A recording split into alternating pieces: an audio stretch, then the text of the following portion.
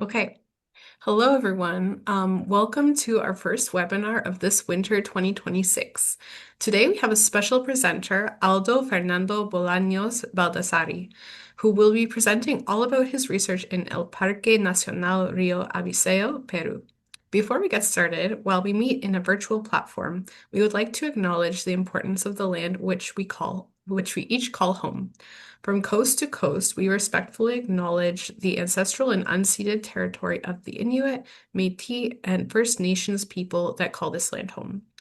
Keep up posted for the info that we will share about our next webinar in February. We will let you know soon about more details about these activities. And now I will say the same information in Spanish for our Spanish listeners. Hola a todos y todas.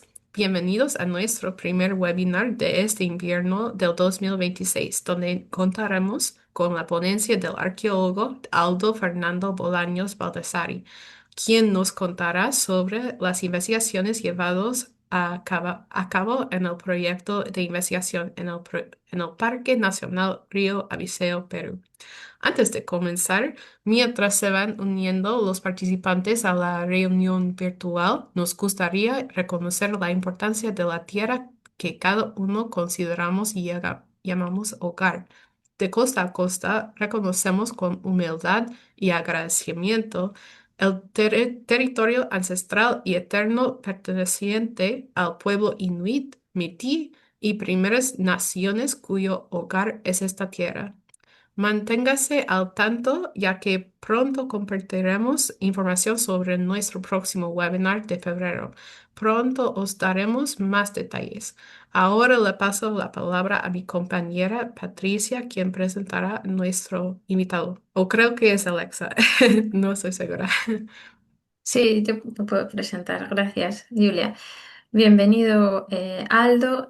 Aldo Fernando Bolaños es arqueólogo por la Universidad Nacional Mayor de San Marcos, en Perú, con maestría en paisaje, patrimonio y estudios territoriales por UNICEPES en México y Fondo Verde.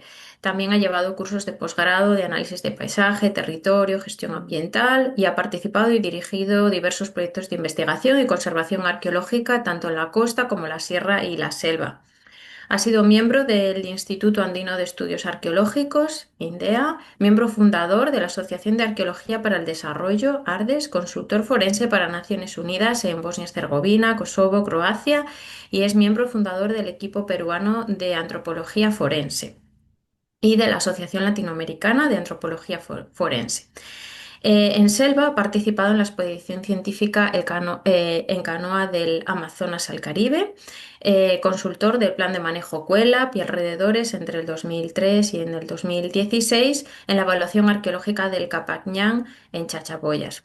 Entre 2022 y 2023 ha desarrollado propuestas museográficas en la Sala de Arqueología para el Museo Regional de Amazonas y entre 2013 y 2019 ha publicado 4 tomos de Amazonas Ruta Milenaria, proyecto editorial con el auspicio de Petroperú, escribiendo y compilando artículos y relevantes temas sobre la Amazonía. En 2022 inicia exploraciones en el Gran Pajatén y Pinchucos en una convocatoria liderada por World Monument Funds y nos va a contar un poquito más sobre esta última experiencia. Aldo, cuando quieras, te cedo la palabra. Gracias Patricia, gracias Alexa, gracias Julia por esta invitación que me hacen para dar este primer webinar de invierno de ustedes allá en Canadá. Pues acá estamos, más bien este sería un webinar, el primer webinar para mí de verano, porque estamos a una alta temperatura actualmente en la costa peruana. Pero bien, sin más, vamos a la charla.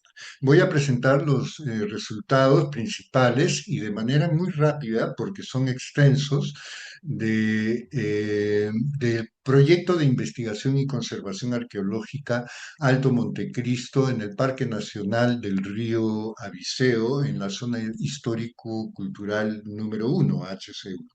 ¿No? La ponencia la he llamado El Bosque Cultural Chachapoya del Alto Montecristo. investigaciones arqueológicas y de conservación en 2023 y 2024. Bien, en primer lugar, veamos un poquito la ubicación. Nos encontramos en el departamento de San Martín, en el nororiente peruano, ¿no? En una zona caracterizada por ser un parque nacional protegido, un área nacional protegido, el Parque Nacional del Río Abiseo.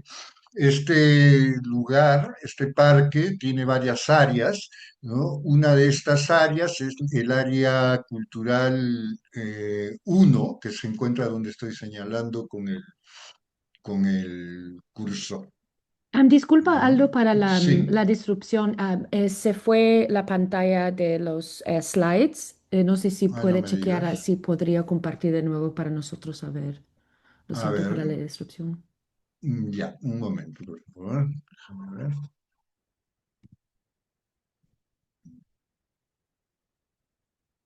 Sí, regresó.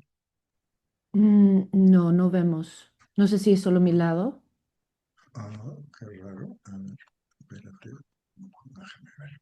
Qué raro. Ahí está. Porque en principio estoy compartiendo. Ujú, sí, no sé si puede sacar, no compartir y intentar de nuevo. Y no sé, o Ya, posiblemente ha dejo de movido. compartir. Ok, Dejo de y si compartir. intenta de nuevo. Ujú.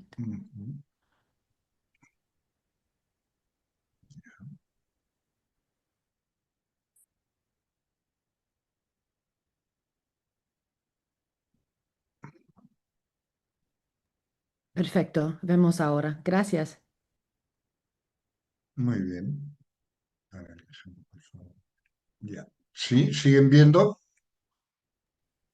Sí, vemos el primer slide Ahí la y las segunda. mapas. Ya, perfecto, Muy sí. bien, muy bien. Perfecto. Entonces ahora Gracias. nuevamente, bien, nos encontramos en el departamento de San Martín, en el nororiente peruano, acá donde está el punto rojo en el mapa del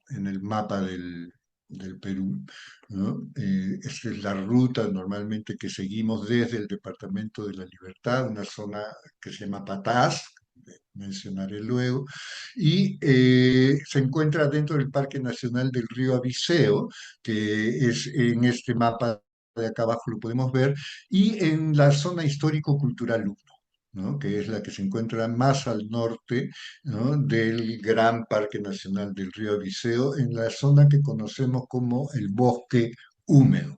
Toda esta zona de acá es el bosque húmedo, mientras el resto es lo que viene a ser la selva baja. Bien, em, la siguiente. Entonces, en el año 2022, World Monument Fund organiza una misión de evaluación al Valle del Alto Montecristo con fines de intervención en conservación en un lugar que no había sido vuelto a intervenir desde el año 2000, que interviene en los mausoleos de los Pinchudos Ricardo Morales, ¿no? Con trabajos de intervención de emergencia. Producto de esta primera evaluación, establecimos la necesidad de realizar intervenciones arqueológicas y de conservación de emergencia en el edificio principal, este que pueden ver ustedes acá, el 2022, cubierto de vegetación con la huanca hacia adelante. En segundo lugar, bueno, pero la actualización del plano del sitio también, del Gran Pajatén. Luego, también se estableció la necesidad de realizar intervenciones arqueológicas y de conservación de emergencia en los mausoleos de los pinchudos, así como también registrar el camino de acceso hacia el área de investigación que ya había sido reportado previamente como un posible camino construido. Es importante mencionar algunos de los contextos de nuestra intervención en el área, que no es nada sencilla. Es un área de alta fragilidad ambiental, ¿no? El bosque nublado con fauna y vegetación única, ¿no? Con un clima húmedo y lluvioso permanentemente, digamos que todo el año llueve. En la época seca, la diferencia sola es que llueve menos, pero si no, no para de llover nunca y cuando comienza la época de lluvias es diluvial. ¿No? Una topografía abrupta, muy difícil, de pendientes muy inclinadas y de geodinámicas extremas que se producen por la humedad, por la cantidad de agua y en estas pendientes por donde corren quebradas y aludes, ¿no? Deslizamientos constantes. Bueno, el acceso lejano y la logística compleja, más la conflictividad que hay en la zona aledaña, repatadas por la minería informal e ilegal, dificultan mucho las condiciones de trabajo. Se encuentra además dentro del Parque Nacional del Río Abiseo, que es una zona histórica cultural que tiene un protocolo de actuación para todos los que están adentro a fin de mitigar los impactos ambientales, que es muy rígido por ser una zona de gran valor natural. Y además, finalmente, se trata de una zona y de sitios que están inscritos en la lista de Patrimonio Mundial de UNESCO. ¿No? Y que también requieren de protocolos de intervención muy estrictos, ¿no? Y que además están expresados en los planes de manejo para el área, para todo el Parque Nacional, tanto por el Servicio Nacional de Áreas Protegidas como por el Ministerio de Cultura. Las intervenciones arqueológicas eh, fueron diseñadas, ¿no? Todo esto previamente junto con War Monument y con Elías Mujica, que es a cargo, que en ese momento tenía la dirección ejecutiva del proyecto. Luego de la evaluación hicimos varios talleres eh, de ver por dónde debíamos caminar hacia la intervención en el Gran Pajatén, tanto en la parte arqueológica como en conservación. ¿No? Participó también Alfredo Narváez como coordinador general de este proyecto, que no puedo dejar de mencionar, a Elías y Alfredo como los, digamos, pensadores de las grandes líneas estratégicas del proyecto. Entonces, regresando, las intervenciones arqueológicas eh, se centraron en el camino para hacer el registro y descripción del camino propiamente, de sus características constructivas, y el registro y descripción de los sitios arqueológicos asociados. En Los Pinchudos, las excavaciones se realizaron en los mausoleos, realizamos solo una excavación, los trabajos fueron principalmente de excavación, perdón, de conservación para mitigar los daños, ¿no? que el ambiente causa en estos sitios. En Gran Pajatén se decidió la excavación en la estructura 1, la principal, la que tiene la escalinata, la huanca en la parte exterior, los pisos enlosados y estas figuras antropomorfas en plano relieve que adornan la fachada principal del edificio, la fachada exterior. ¿No? También nos propusimos el levantamiento topográfico del sitio, puesto que solo se contaba con el plano del arquitecto Víctor Pimentel de 1967. ¿No? Se trataba de actualizarlo, georreferenciarlo, no habían coordenadas para esos planos, en fin, trabajo que hemos hecho ahora. Y se aplicó también un componente de tecnomorfología y registro LiDAR para el registro de la arquitectura de la estructura 1.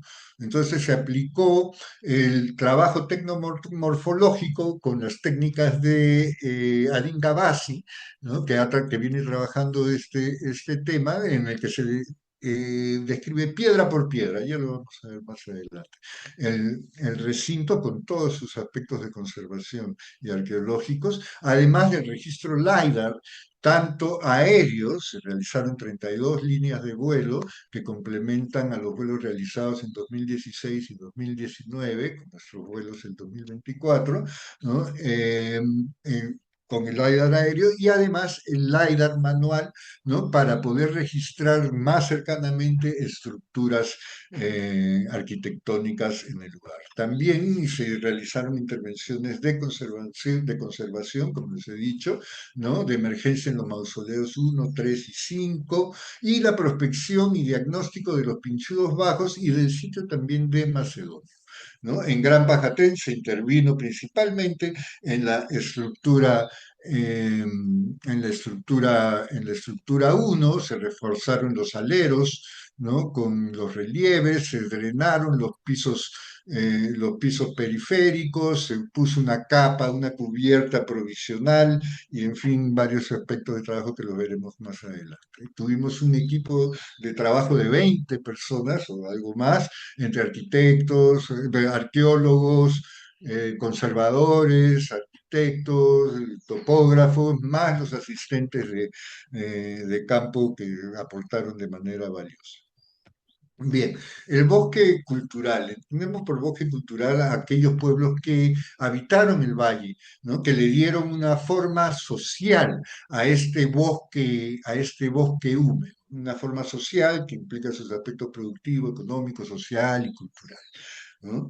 Al Valle del Alto Montecristo, que es como propiamente lo llamamos, ¿no? Se implementan o se implantan un conjunto de modificaciones y adaptaciones físicas y biológicas al entorno natural, ¿no? Desarrollando un modo de vida propia y único a lo largo de siglos, lo cual es muy importante y tal vez más importante de milenios en esta zona del bosque cultural de los Chachapoyas. Y en sus obras y huellas se plasman las formas de habitar el valle y la interpretación cultural que ellos mismos le dieron a lo largo de la ocupación humana. Veamos entonces el camino. El camino casi imperceptible cuando uno llega a la zona. Fíjense en esta foto del costado un poco, que es esta foto de 2023, cuando recién entramos, ¿no? Que algunas formas del bosque te van marcando las huellas por donde vienen entrando los investigadores a lo largo de los años, pero que no necesariamente son parte del camino construido. Hay muchas partes de trocha, ¿no? Entonces, hasta antes del 2022 no había el registro del camino. Lo mencionó Lennon, Church y Cornejo en sus investigaciones en el 85 y 86, luego lo menciona Church en su tesis del 88, en publicaciones posteriores, ¿no? Todos lo mencionaron, pero nadie lo registró, ¿no? Entonces, una de las tareas que nos propusimos fue prioritariamente registrar este camino prehispánico del cual hemos podido avanzar en 2 kilómetros de registro del camino, de los cuales más o menos de esos 2 kilómetros de registro del camino, el 40% corresponde a un camino construido, el resto tal vez a sus escombros. Fíjense, en verde tenemos la ruta, partimos de la zona de Mirador, ¿no? Que se encuentra por acá al comienzo, y en el 2022, con el GPS y con la mirada atenta, eh, logramos identificar un montón de lugares, de muros, tanto muros de contención como muros de sostenimiento y muros que nos parecían que podían pertenecer a edificaciones mayores. Esto es lo que registramos en el 2022 y que nos motivó, como les decía, a hacer el registro del camino, que principalmente lo hemos hecho hasta esta parte de acá. ¿Cómo lo vamos a ver? ¿No? El 2016 entra una misión del Ministerio de Cultura y registra ya algunos sitios que los georreferencia y propone áreas de delimitación. Una vista general del registro topográfico del camino. Partimos del Mirador, que es una sección que baja con una muy fuerte pendiente hacia las cabeceras del río Montecristo, donde pensamos que hay algún tipo de evidencia, pero nos falta mayor exploración. El camino comienza propiamente en esta parte de acá, la cabecera del río Montecristo, y todo esto es parte del camino construido, ¿no? Hasta esta zona de acá. Esta parte de acá, antes del cruce con el río la unión del río Colorado con el río Montecristo, corresponde a un lugar donde se pierde el camino, pero aparece una arquitectura de grandes bloques formando espacios semicirculares y pequeños y recintos más pequeños, también con grandes bloques de piedra arrimados, formando algunos espacios, ¿no?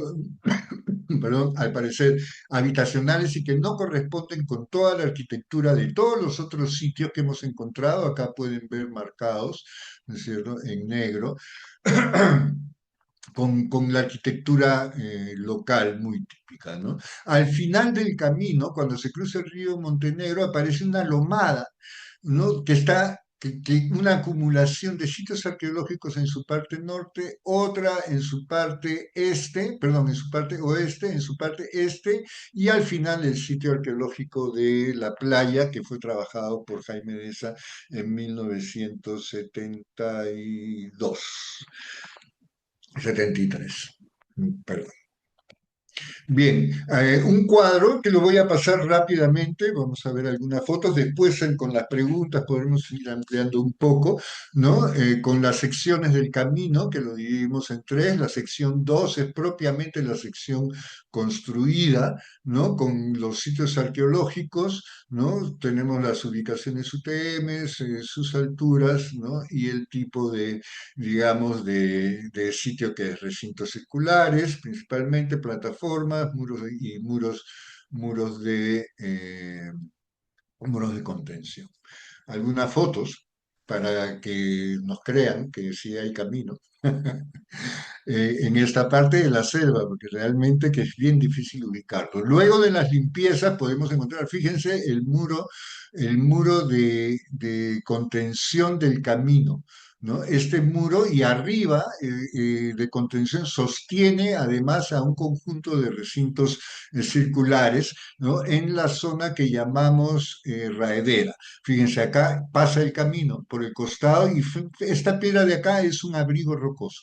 Acá encontramos una raedera con una tipología lítica de verdad que parece arcaica, pero digamos, no lo hemos investigado, la raedera sigue en ese lugar, pero llama la atención que podamos encontrar abrigos con ocupaciones y este tipo de materiales asociados a esta ruta, ¿no? Acá tenemos también otra huella, el muro de contención del camino. Hacia este lado de acá tenemos un recinto de habitación. Acá tenemos los restos de la calzada y en la parte alta hay otro abrigo rocoso al que hemos llamado nosotros Peña Blanca. Acá tenemos otro segmento arqueológico, fíjense, el sitio Dos Terrazas, que se proyecta hacia arriba con edificaciones de tipo circular. Y esto no se nota tan claramente, pero en esta foto podemos ver el sitio de la empedrada, ¿no? Con los grandes bloques de piedra acomodados, ¿no? Y que van formando espacios circulares, ¿no? En este caso, espacios circulares, acá tenemos inclusive el acceso, ¿no? Entre entre estos dos grandes bloques. Eso es totalmente nuevo y ameritaría poder trabajarlo para poder verificar las profundidades temporales que puede tener este campo. Bien, veamos entonces rápidamente el tema de los pinchudos, ¿no? Tenemos aquí algunas vistas. La excavación en los pinchudos fue restringida, pero nos mostraron que los mausoleos actuales se construyeron sobre otros más antiguos y que además son parte de un complejo arqueológico mayor. Em, Fíjense en esta imagen de Google Earth, tenemos acá la ubicación de los pinchudos, de los mausoleos de los pinchudos que hemos visto en las fotos anteriores. Acá tenemos el sitio de los pinchudos bajos, que son un conjunto de recintos de piedra con restos también de mausoleos y un camino que conduce directamente a él, ¿no? Y que se encuentra bajo, directamente bajo el farallón. Las distancias acá tenemos que ser muy cuidadosas porque los GPS con esta cobertura boscosa nos dan unas variaciones muy grandes, por más que los GPS sean muy buenos y lo dejen media hora calibrándose ahí al aire. Pero digamos, ¿no? Las distancias pueden estar variadas. Y el sitio de Macedonio, que es todo un conjunto de terrazas, en esta parte alta, con terrazas habitacionales, ¿no? Hacia la parte central y que además se proyecta mucho más abajo, pero que no hemos hecho el registro. La propuesta es que todo esto formó un gran complejo, el gran complejo de los Pinchudos y de Macedonio, con un sitio de control de acceso, con un lugar como hipótesis, como un lugar de preparación funeraria y el lugar de los mausoleos principales. Las excavaciones. Tenemos, fíjense, la capa superficial, ¿no? Y cuando se limpia esto, ¿no? Aparece el relleno constructivo. ¿No? Todo eso es el relleno constructivo, el cascajo que aparece mezclado con cerámica y aparece también con huesos quemados y donde está la flecha del norte aparece mortero, mortero constructivo con improntas de cañas, típicas de construcciones, de construcciones prehispánicas que se encuentran en muchos lugares, inclusive en aldeas donde se conservan pues estas bases de quincha, ¿no? De, de los muros, ¿no? Y que nos indican justamente de que hubieron construcciones anteriores a la construcción de estos mausoleos que hoy día podemos ver, ¿no? Acá podemos ver el relleno, este es el mausoleo, acá se ve chiquito, ese es el mausoleo y nosotros hemos trabajado hacia la parte externa, como digamos, mirando más allá. ¿Ya? Fíjense la base rocosa que se ha hecho para poder acceder a él y que seguramente ha sido rellenada para poder ir nivelando. Estos son los rellenos de nivelación, estas ya son las piedras de nivelación del mausoleo. Y un poquito de los materiales. Fíjense en la cerámica, esta cerámica caulinítica, ¿no? Con rasgos de los desarrollos regionales, por las consultas hechas, podría pertenecer tranquilamente a cerámica de Coayo, Catamarca. En todo caso, eso está todavía en consulta. Tenemos aquí las improntas de caña, ¿no? En el mortero, los restos humanos de infante, ¿no? Algunos quemados, y restos óseo animal, ¿no? Y una semilla aún no identificada. Los trabajos de conservación, ¿no? Importantes, ¿no? Para la eh, fijación de los enlucidos, ¿no? La selección de los morteros a utilizarse, el trabajo de refacción, la excavación que nosotros hicimos fue para refaccionar justamente la zona de cimientos que estaba debilitada, ¿no? Y además recogimos tres cabezas clavas que estaban abandonadas desde hace años y que fueron trasladadas a la Dirección Desconcentrada de Cultura de San Martín. Bien, con respecto al Gran Pajate, trabajamos la primera parte, ¿no? Digamos que voy a exponer del trabajo en Gran Pajatén fue el tema de actualizar el plano. Contábamos con este plano, ¿no? De 18 estructuras que había levantado el arquitecto Víctor Pimentel en 1967 en las primeras expediciones de descubrimiento que se hacen en el lugar. Contábamos con este plano, no teníamos ninguna georreferencia, como verán, tenemos 18 recintos, a los cuales se agregaron 26 según declaración de Warren Church en sus investigaciones posteriores, ¿no? De que ellos registraron 6 recintos más, pero que no se ha publicado el plano nunca de esos recintos. Nuestro trabajo nos permitió aumentar ese registro, ¿no? A 104 recintos y 56 terrazas constructivas, además de un ushnu, que no había sido visto antes.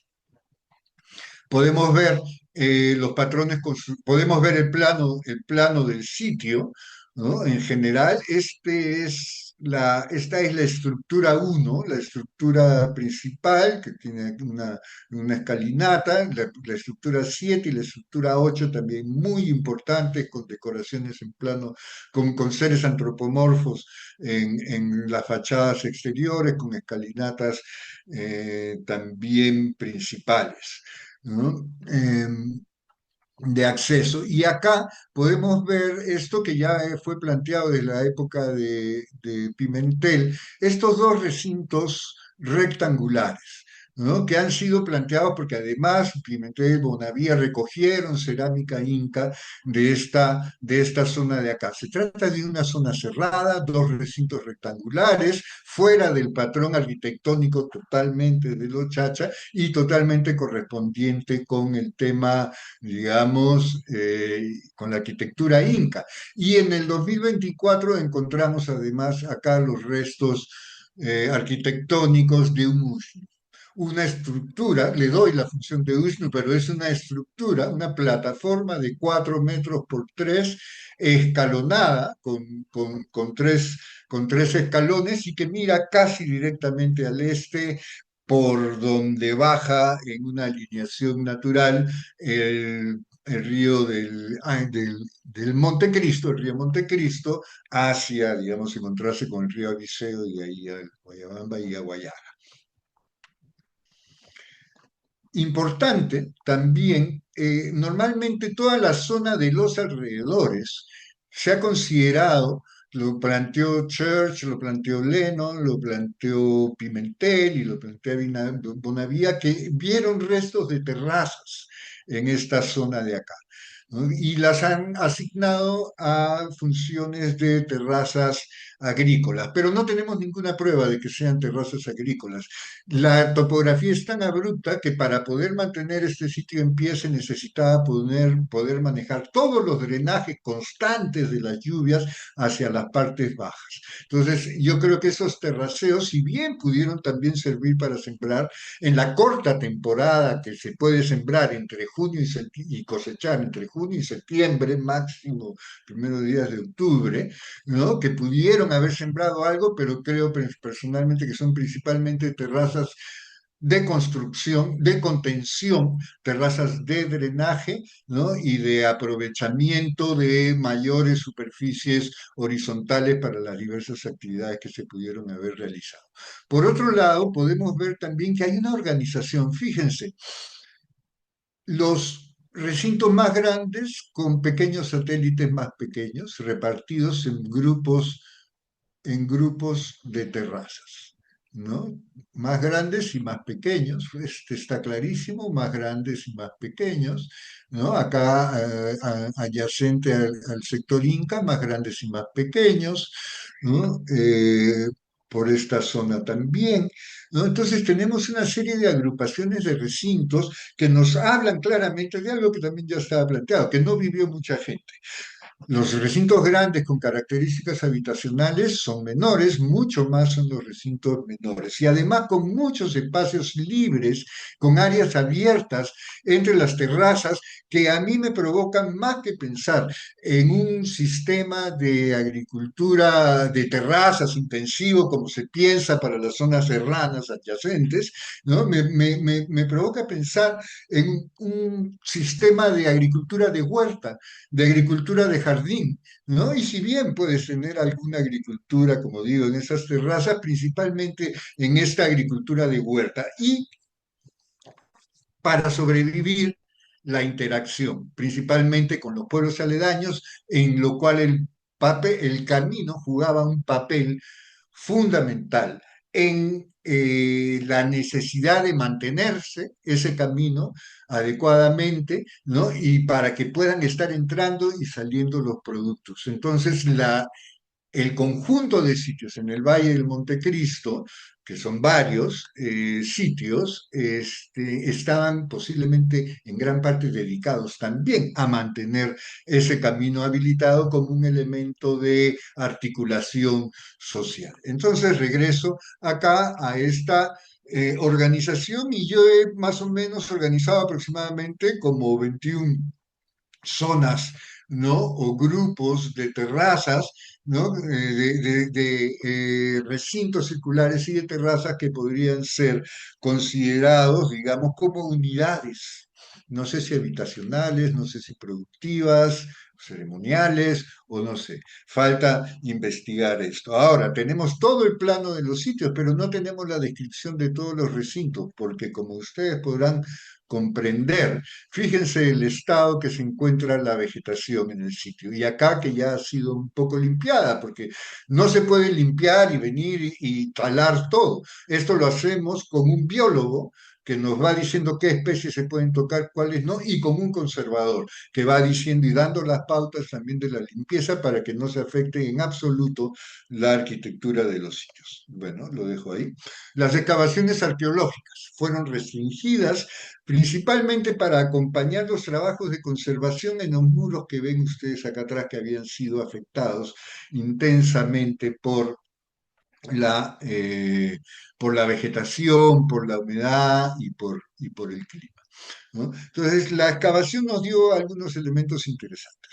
Fíjense, tenemos una superposición de pisos de lajas, que son un piso principal, ¿ya? Y en todo caso no voy a decir piso de lajas, sino un conjunto de lajas superpuestas, ¿no? Con capas de mortero intermedias entre ellas y de las cuales no se proyectan y están solamente pegadas hacia este lado de la pared, pero sostenida por estas dos grandes lajas que al parecer sí forman parte de un piso. ¿No? Estas lajas estaban cubiertas también por otros elementos de piso de lajas y fíjense, estas piedras de acá corresponden a toda esta parte que podemos ver más abajo, que es la caída y desplome de los muros, que está casi apoyada directamente sobre la caída. Digamos, la caída de los muros, pero está casi directamente apoyada sobre los pisos que en un momento, digamos, fueron de la ocupación del recinto, de la estructura principal. Acá podemos ver una excavación, el cateo que hicimos al costado, perdón, al borde de la entrada. Este de acá es el dintel caído de la puerta, el dintel que estaba caído. ¿No? Ahora lo hemos sostenido y se le ha dejado con un colchón de apoyo, ¿no? Al momento de retirarnos. Fíjense ustedes, de este dintel, que es el último de la escalinata, que vamos a verlo en las fotos más adelante, que es el último de las escalinatas, hay otra laja que viene directamente alineada a ras del dintel del piso, ¿no? Y que forma un nivel horizontal de ingreso. Y en la excavación de acceso que hicimos nos dimos con que no hay un escalón de ingreso, como sí lo hay en muchas otras construcciones chachapoyas. Lo que encontramos fue el relleno constructivo, pero fíjense que no es un relleno cualquiera, es un relleno ordenado. Luego de haber construido la base, digamos, del recinto que está apoyado sobre un gran basamento circular de 1,80 m, de 1,70 m de altura, ¿no? Se rellenó con construcciones, los restos de construcciones anteriores, ¿no? Y a un cierto nivel se pone un nivel de relleno, un relleno constructivo de piedras muy ordenadas que sostiene al mismo tiempo a un apisonado de barro que se constituye en el piso que marca, digamos, la ocupación, en todo caso, la última ocupación del sitio arqueológico. ¿No? Acá tenemos como regreso acá a la excavación entonces, donde tenemos estas lajas que están asociadas a la misma altura del piso de ingreso. En el plano de la excavación, esta zona achurada es esta zona que está, digamos, con las cuadrículas de excavación y el hallazgo fortuito, perdón, que nos permitió, que nos dio un batán boca abajo sobre la superficie de uso del piso y que corresponde a los últimos momentos de abandono del sitio, tal como me lo ha también confirmado Alfredo Narváez para otros sitios chachapoyas. Realizamos también, creo que estoy un poco con el tiempo, ¿no?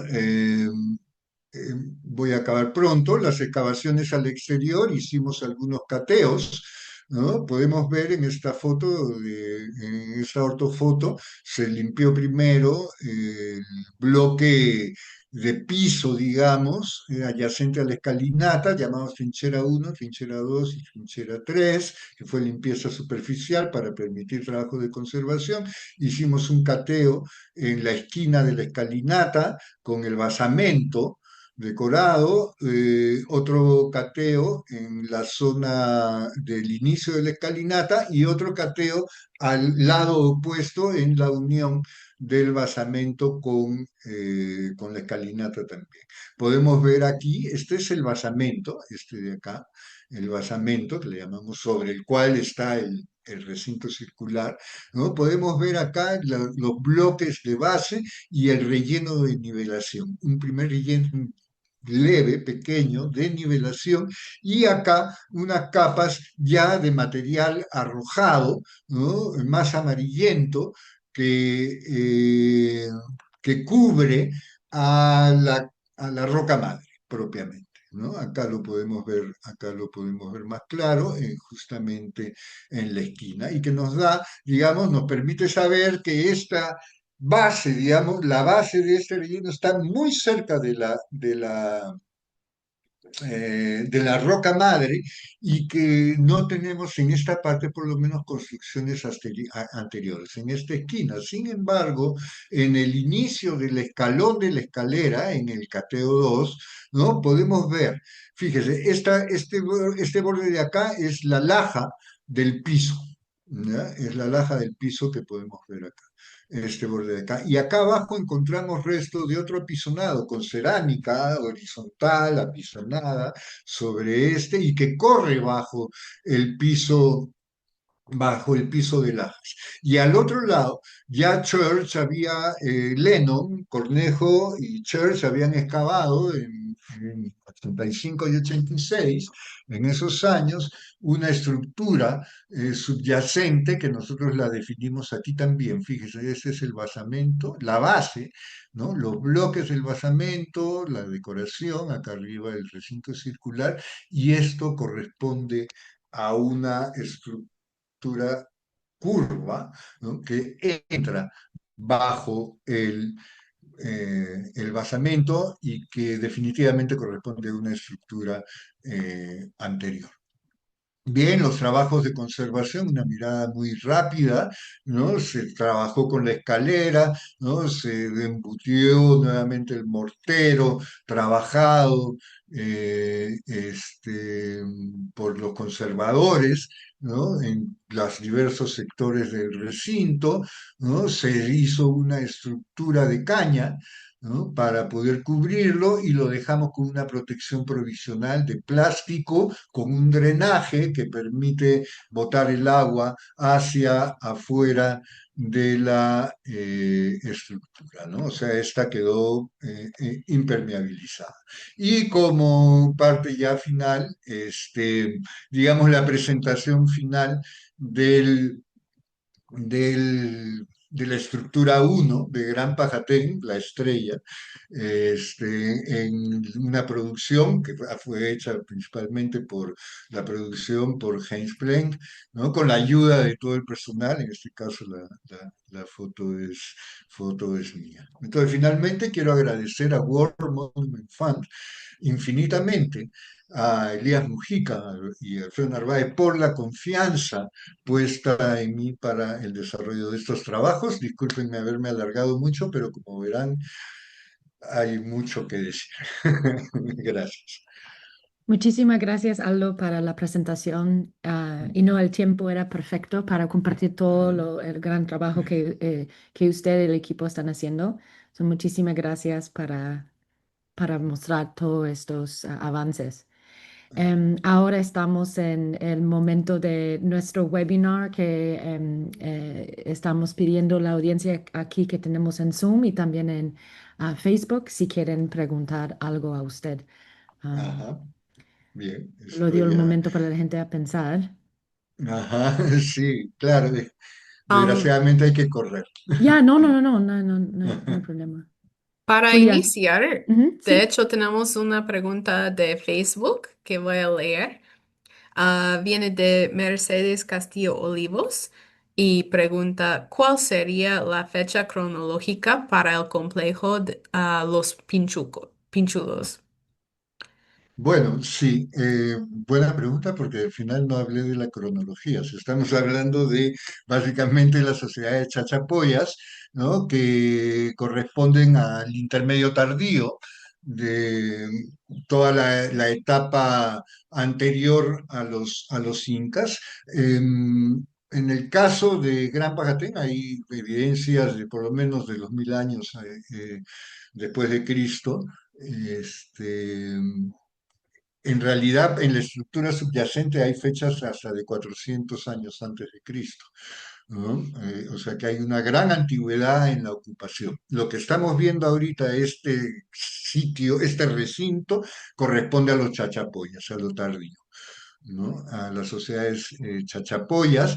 El sitio se construye antes de la llegada de los incas, ¿no? Y los incas después llegan y ocupan ese pequeño espacio y construyen inclusive su ush, ¿no? En la zona.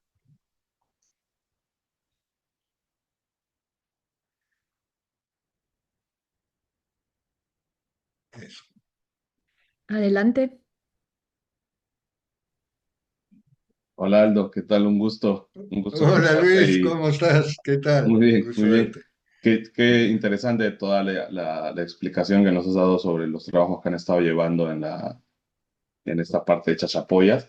Lo que quería comentar, lo que escuché y quería comentar, o no sé si podrías darnos más información, es interesante ver que también el tipo de cerámica que han encontrado sobre Caolín, ¿no? No sé si podrías Ujú. profundizar un poquito más, porque como hablas de la conexión entre Cajamarca y Recuay, sería interesante que esta área es también como un polo de crecimiento, ¿no? Con sus poblaciones, con las culturas aledañas y totalmente o diferente a la parte sur, ¿no? Con como dos tradiciones diferentes, no sé si tendrían alguna... Mira, Luis, hola, qué gusto nuevamente. Después de tiempo nos vemos desde Sí, las sí, sí, épocas de sí, las chícaras, sí, de las chicas, sí, en la costa, desde la costa sí, en la hasta el costa, otro sí. lado, ¿no es cierto? Pero bueno, mira, esta cerámica que tenemos es la única cerámica que tenemos ahí, son 8 fragmentos. No tenemos más cerámica de los pinchudos, pero Warren Church en el 80 en el 96 o 97, si mal no recuerdo, en una de sus publicaciones, él trata sobre las ocupaciones antiguas en Gran Pajatén y discute parte de las cerámicas que se habían encontrado, ¿no? Que Bonavía, en sus excavaciones en 1966, las plantea como una fase pre-abiseo, ¿no? Pero no tenemos nada más que comparaciones a partir de las decoraciones que lo que se ha hecho. Nosotros todavía no hemos estudiado la cerámica. Sí, es muy poca, pero sí me gustaría que podamos en un corto tiempo, de aquí en adelante, poder hacer algunos estudios, ¿no? De laboratorio con respecto a ella, a ver si nos da algún tipo de información, ¿no? Pero no obtendría más allá de lo que hemos visto, como para decirlo, y de esta comunicación personal, ¿no? Con Alfredo Narváez, digamos que esta podría estar correspondiendo a estos dos estilos, y por lo que además hemos visto y conocemos un poco de esta cerámica, ¿no? Eso te podría decir. Muchas gracias. Pero, pero sí, Igualmente. pero sí lo importante es que estaban en la base del mausoleo tardío. Los mausoleos se han encontrado cosas incaicas, ¿no? Pero seguramente los incas pudieron haber removido las cosas chachapoyas, ¿no? Para ocuparlos ellos como hicieron en la Laguna de los Cóndores. Pero en este caso lo que tenemos es que esto está removido con todas las bases, con huesos quemados, los restos de mortero, con las improntas de caña, ¿no? Y esta cerámica. Entonces, esta repisa rocosa donde se encuentran los mausoleos, estos 8 fragmentos nos estarían indicando de que tienen también una larga data de ocupación, ¿no? Funeraria. ¿No? Y que coincide muy bien también con todas las otras fechas, que también hay fechas del 200 después de Cristo para la estructura 1 de Gran Pajatén, ¿no? Entonces, no, creo que se va comprobando cada día más que es una larga ruta y antigua, además con esos abrigos ahí y tecnología lítica, o sea que están bajando y subiendo y entrando a la selva, pues de la manera más fácil para ellos, ¿no?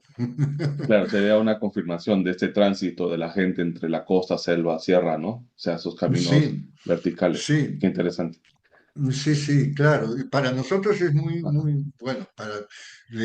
Solo como comentario, nosotros tenemos que llegar de Trujillo hasta Patás, que son 12 horas de Ujú, viaje, ¿no? En la camioneta, y de Patás salimos en mula 2 días, ¿no? Hasta la zona de Puerta del Monte, y de ahí, dependiendo del físico ya de cada uno, 2 días más ujú. hasta Gran Pajatén.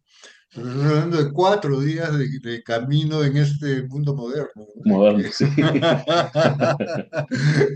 Mundo moderno en que Sí, los pies y las botas siguen siendo sí, fundamentales, ¿no? sí. Sí, mundo moderno con nuestra cordillera, que es todavía una, ¿no? Así es, así es. Muchas gracias, Aldo. De Un gusto nada, escucharte. también, igualmente.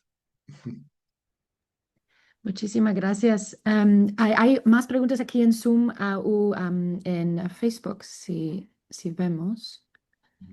Si no, yo tengo una pregunta específicamente sobre estos morteros de la combinación de arcilla-arena que usted ha mostrado. Es en la forma como plano pero circular que estaba en una de las fotos que usted ha Ujú, mostrado. ujú, Estoy ujú. curioso en la cantidad que había de estos objetos en el sitio y si todos estaban de este nivel de preservación. No, Estaba... esos morteros, esa era la diapositiva de conservación.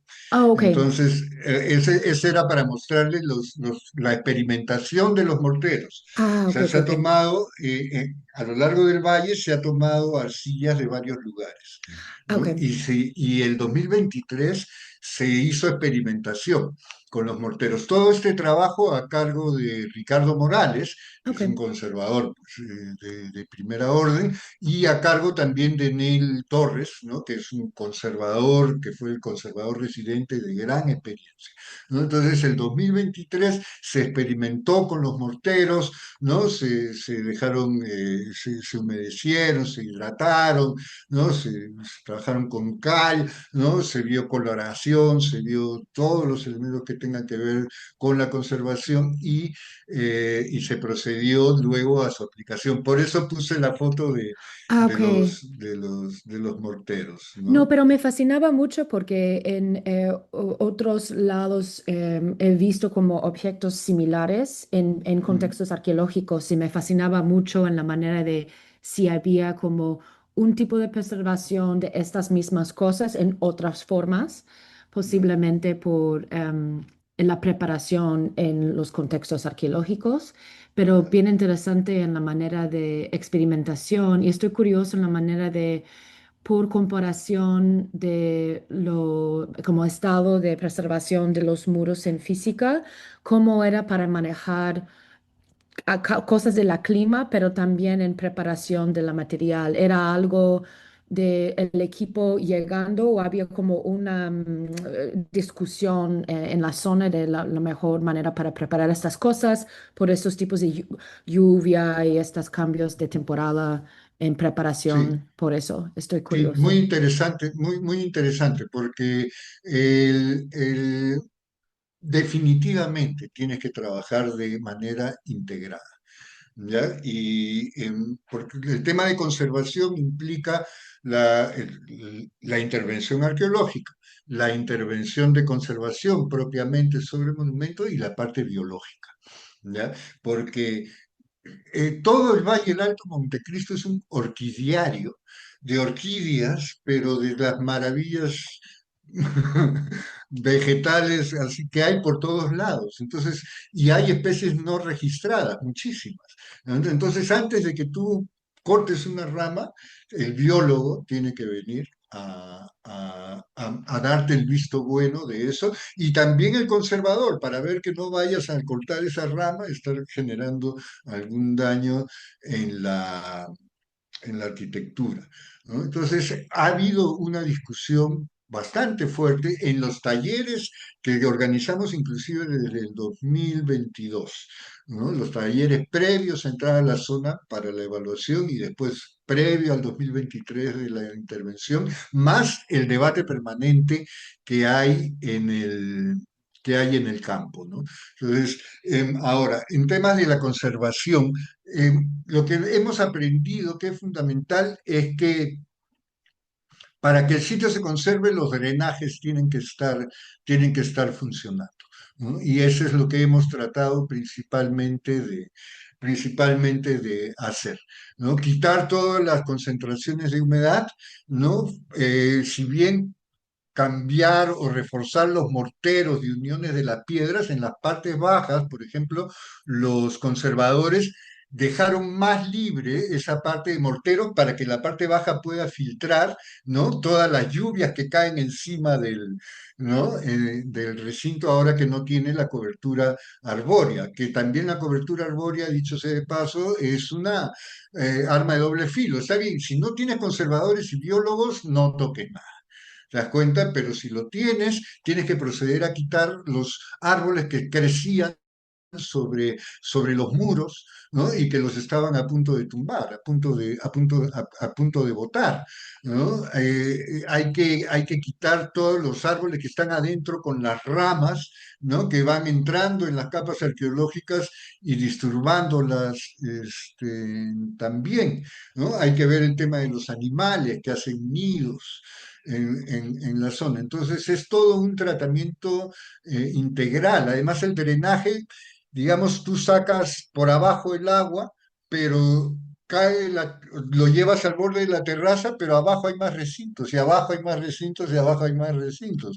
Entonces solucionas el de la estructura, el problema del drenaje de la estructura uno, pero no pero vas echando el agua a los otros. Entonces, con el nuevo plano que tenemos y con motivo de que esta intervención que hemos hecho ha despertado mucho interés en el Estado, en el Ministerio de Cultura, en la Dirección Desconcentrada de Cultura de Amazonas, se han propuesto desarrollar un programa sostenido de intervenciones en el lugar. Entonces, lo primero que se va a hacer una vez que este programa esté aprobado, espero que eso funcione así, es hacer el plan de conservación de todo el sitio.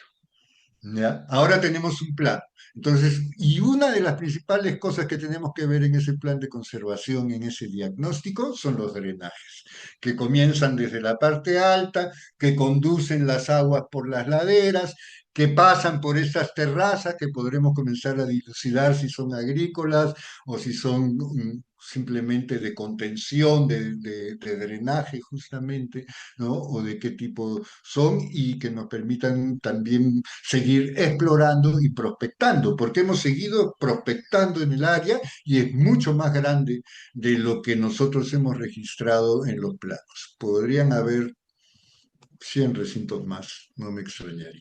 Wow, sí, es un proyecto complicado, bonito y como que con muchos avances que faltan, ¿no? En todo lo que ustedes están trabajando, pero ya la Ujú, tema muy única en la zona que ustedes están trabajando siempre es como otras cosas a pensar, ¿no? En ujú, preparación y ujú, conservación. claro, Pero muchísimas sí, gracias para esa información, ¿no? Porque es diferente en la manera, ¿no? Como que de ajá, varias zonas, ajá. Perú por su cordillera, que tan diferente, y aquí en esta Claro, zona. pero además también hay un tema, y ya que hablamos del tema de conservación, el camino. Entonces, ese Sí, camino tiene un estado de fragilidad. Entonces, por ejemplo, hacer la conservación de esta estructura uno te implica una logística tremenda. Hay que llevar y traer cosas. Si no nos llevan comida, nos morimos de hambre, ¿no? Entonces, ese camino tiene que estar permanentemente transitado, tal como en el pasado, y habilitado y protegido para el día de hoy, ¿no es cierto?, para que los trabajos arqueológicos por salvar Gran Pajatengo, los pinchudos, no terminen por afectar el camino y se vuelva algo contraproducente. Sí, claro. Oh, Ujú. muchísimas gracias para todo, a compartir todos estos avances con nosotros. Quiero dar la oportunidad a la última pregunta para nuestro grupo aquí en Zoom o en Facebook. Ok. Well, muchísimas gracias de nuevo. Vamos a despedir el grupo en Facebook. Ujú. Gracias por compartir el tiempo con nosotros.